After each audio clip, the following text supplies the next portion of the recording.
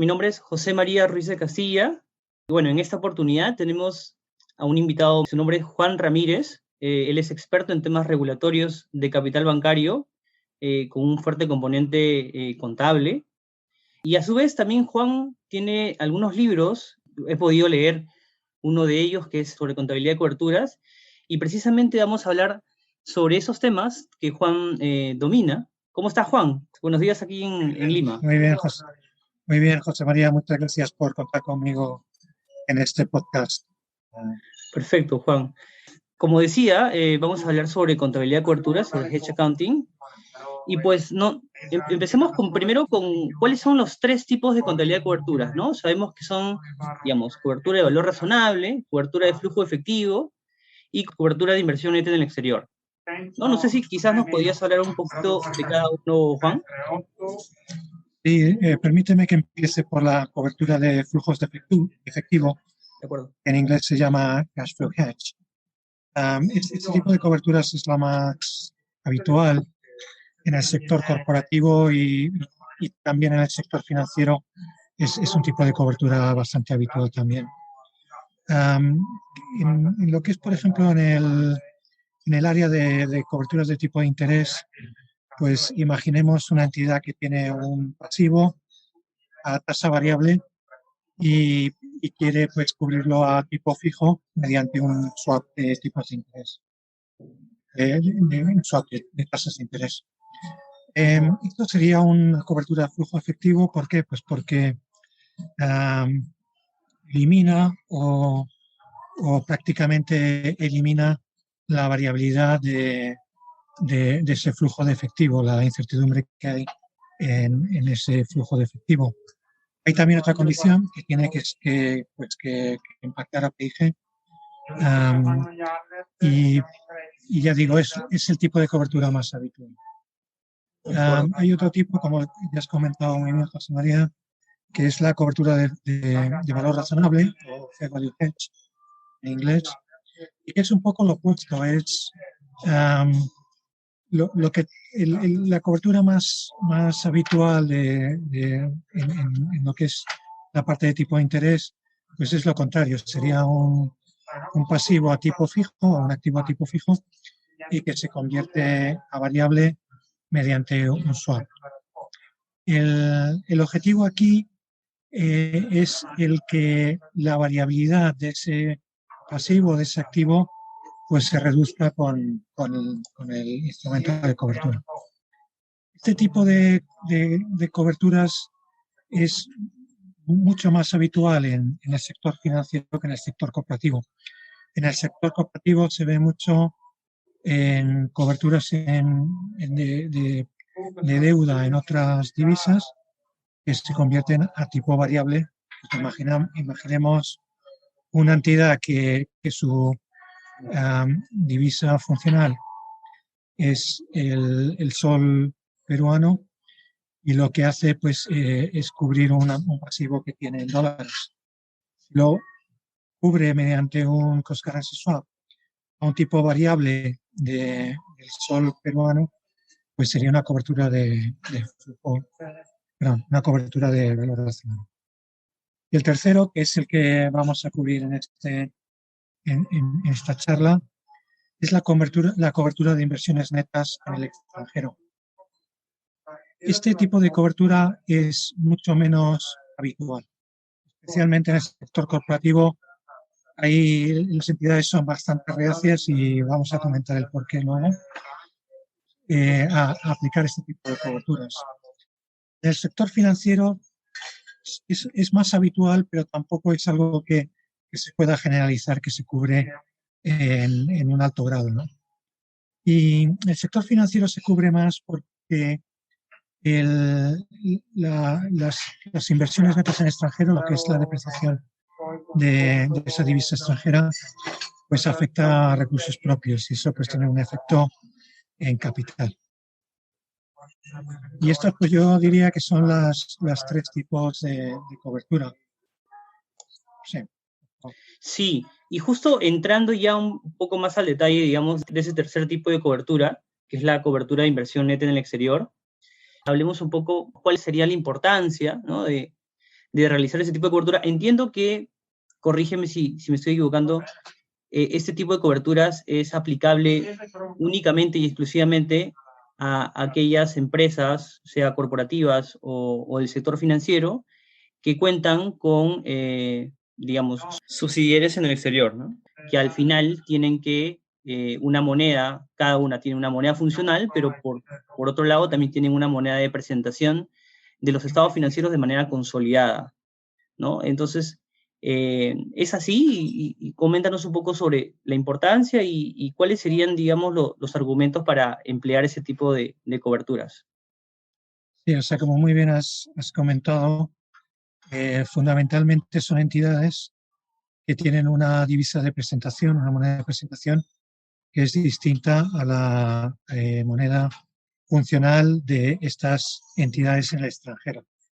El caso más típico son subsidiarias que se tienen en el extranjero, pero también pueden ser asociadas y también pueden ser joint ventures. Lo que es la mecánica en sí, el elemento cubierto es la inversión neta, es decir, son los activos netos de esa inversión.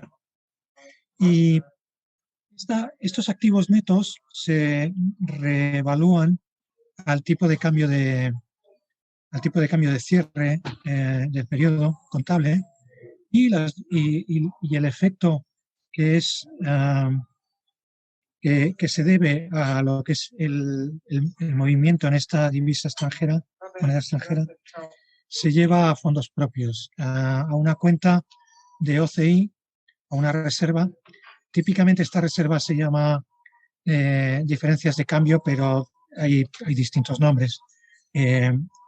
Diferencias de traslación, etcétera.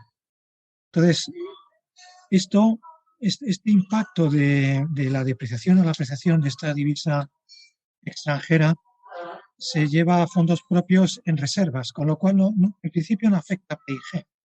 Afecta a PIG cuando esa entidad en el extranjero, ya digo, normalmente es una subsidiaria, se vende o se liquida. Y entonces lo que es el instrumento de cobertura, lo que es la parte efectiva de esa variación en el valor razonable de ese instrumento de cobertura, se lleva también a OCI, se lleva típicamente a la misma reserva. Y el objetivo es el reducir o el eliminar esta variabilidad en fondos propios. O sea, que si hay una depreciación de la divisa, con lo cual la inversión se reduce, el valor de la inversión se reduce, el instrumento de cobertura pues tiene un efecto positivo en su valor razonable. Entre las dos pues hay un cierto grado de reducción del impacto, ¿no? Entonces aquí siempre hay una discusión sobre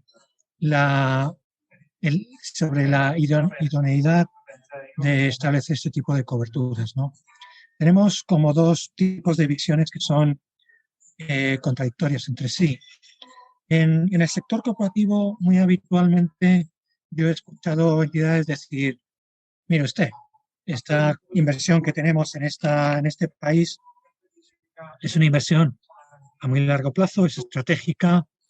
¿Qué sentido tiene para nosotros el cubrir contable, algo que lo percibimos como algo contable, ¿no? Que va a estar ahí en reservas y que en principio van a estar en reservas durante muchísimos años, porque no pensamos el vender esta subsidiaria o el liquidarla, ¿no? Luego también aducen pues que debido a que los importes son grandes, pues cada vez que un derivado se liquida, pues típicamente pues hay que realizar un pago importante o recibir un cobro importante, ¿no? Entonces esto tiene un impacto en lo que es la liquidez de la entidad, ¿no? Y yo diría que esos dos son los principales motivos por los que las entidades son reacias a entrar en este tipo de coberturas. En el otro lado del espectro tenemos entidades que lo hacen y estas entidades son típicas en el sector corporativo. Lo que yo he visto es que son entidades que están muy apalancadas, con lo cual pues no quieren tener mucha variabilidad en fondos propios, o son entidades que tienen cláusulas de apalancamiento, es decir, de deudas sobre recursos propios, y que están muy cerca de poder, rebasar lo que es estas cláusulas de apalancamiento, ¿no? Entonces, lo que quieren es evitar el rebasar esta cláusula, y lo hacen pues entrando en coberturas que les permiten tener fondos propios más estables, el denominador, la parte de equity. En el sector financiero es más habitual el realizar este tipo de coberturas. ¿Por qué? Pues porque las reservas, la mayoría de las reservas son partes de los fondos propios, de la parte de capital, y entonces lo que no quieren es tener volatilidad en la parte de capital.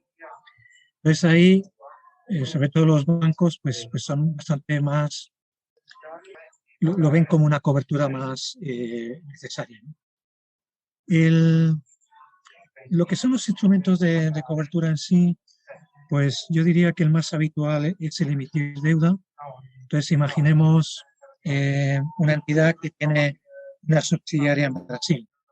Pues una forma de cubrirlo sería emitir deuda denominada en reales brasileños. El problema, bueno, aquí este ejemplo no es que sea demasiado bueno, porque emitir deuda offshore en reales brasileños es tan sencillo, ¿no? Se puede hacer de una forma sintética. Entonces, esta es la forma más habitual. Se emite deuda denominada la misma divisa que la divisa funcional de la entidad en el extranjero. Menos habitual pues suelen ser operaciones de plazo, de FX, o sea, FX forwards, y bueno, pues se cubre a un determinado plazo, y luego pues cuando vence pues intenta hacer un rollover de esos forwards. En lo que es el sector bancario también se ven spots, o sea, hacer un FX spot y bueno, pues hacerlo cada noche. Cada noche calculamos cuál es la inversión neta que tenemos en un determinado país y realizamos un spot, y la noche siguiente pues lo volvemos a entrar en otro spot, ¿vale? El menos frecuente quizás sean opciones. Opciones las vimos con tamaño muy grande en el caso de Santander. Banco Santander, por ejemplo, en Brasil, pues durante muchos años pues está cubriendo prácticamente toda la inversión. Y la ha realizado con opciones. ¿Por qué? Pues porque si lo hubiese realizado con forwards ya estarían asegurando una depreciación del real brasileño bastante importante respecto al euro, y entonces con opciones pues bueno, pues tienen más margen de que la divisa no se deprecie tanto, ¿no? Pero ya digo, las coberturas con opciones son bastante menos habituales, y una de las razones es por los importes, ¿no? Son importes importantes, y en el caso de Santander pues ha habido muchos años que ha sido la mayor contrapartida en opciones sobre el real brasileño. De acuerdo. Entonces, digamos, para un poco resumir, estamos hablando de una cobertura de riesgo de tipo de cambio, ¿verdad? Una cobertura de riesgo de tipo de cambio para una empresa, digamos, un grupo consolidado, y que va a realizar una operación, una inversión neta en el exterior, y que puede cubrirlo no únicamente con derivados, sino también sintéticamente con una emisión, con un spot o con un FX forward, ¿verdad? Exactamente. De acuerdo, de acuerdo. Y dime, me decías que con opciones es un poco habitual, y entendería que también es un poco más costoso, ¿verdad?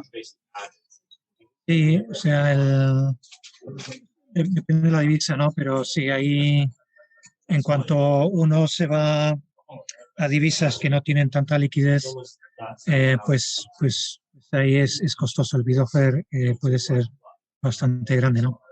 Y hay que tener en cuenta también el importe, ¿no? Que los importes pues suelen ser bastante grandes, y eso hace pues que pues que sean importes bastante más grandes de los que habitualmente se intercambian en el mercado, ¿no? Y eso hace pues que el bid offer que te plantee una entidad pues va a ser bastante mayor, ¿no? Correcto. Y al final, entiendo yo, a ver, corrígeme si me equivoco, uno debería de elegir el instrumento de cobertura para hacer la cobertura en función de la moneda funcional de esta sucursal en el exterior. ¿Es correcto? Y, o sea, permíteme que utilice un ejemplo más de mi área, ¿no? Que a lo mejor no es muy representativo, ¿no? O sea, imaginemos el caso del Banco Santander. Su divisa de presentación es el euro y tiene una subsidiaria en Brasil, ¿vale? Santander Brasil. La divisa funcional es el real brasileño. Vamos a suponer que no hubiera restricciones a emitir deuda fuera de Brasil, que no existe, pero existen, pero que vamos a suponer que no, ¿vale? Es una alternativa sería que Santander, su matriz o su tesorería a nivel grupo, pues que realice una emisión de deuda denominada en reales brasileños. ¿Qué ocurriría? Que si el real brasileño se deprecia y la inversión de Santander Brasil vale menos, sin embargo, en la deuda tenemos que pagar menos euros, ¿no?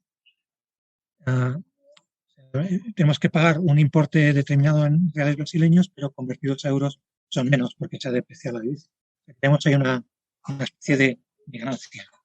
Entonces, los dos se netearían en lo que son fondos propios, en la reserva esta de diferencias de cambio, ¿no? También Santander podría entrar en un FX forward, en una operación de FX a plazo. ¿Cómo sería aquí? Pues sería lo mismo, sería pagar reales brasileños y recibir euros. Y la filosofía sería la misma. Y el real brasileño se deprecia, ¿qué ocurre? Que la inversión se depreciaría. Sin embargo, lo que es el FX forward tendría una revaluación, porque tendría que pagar el importe que tiene que pagar en reales brasileños, convertido en euros, es un importe inferior. Lo mismo sería si fuera un spot. Y con opciones, pues sería lo mismo, tendría que pensar el lado, pero la filosofía sería la misma. Que si el real brasileño se deprecia, pues que la estructura de opciones pues tenga un beneficio en euros. Perfecto. Sí, creo que con el ejemplo quedó muchísimo más claro. Pues bien, agradecerte por tu tiempo, Juan. Creo que ha sido bastante provechoso tu explicación y muchísimas gracias otra vez. Estamos en contacto. Muchas gracias, José María, por contar conmigo y espero que haya sido de interés. Por supuesto, muchas gracias. Hasta luego.